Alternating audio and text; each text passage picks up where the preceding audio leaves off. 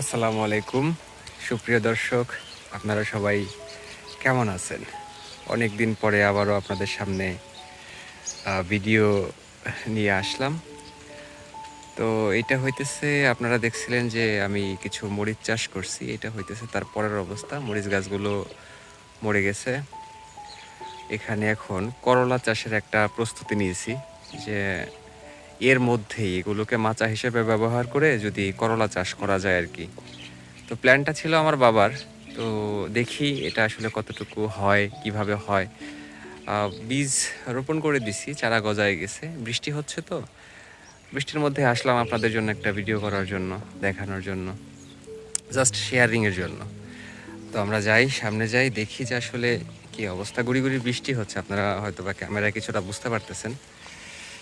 তো সেভাবে সময় পাই না, তো আজকে বাসায় আছি, শুক্রবার।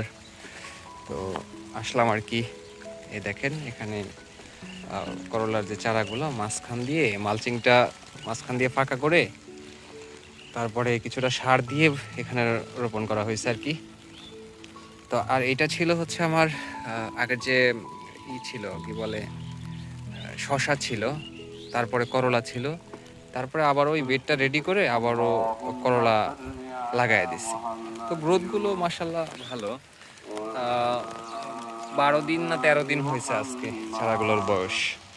তো সবই মোটামুটি জার্মিনেশন ভালো হয়েছে,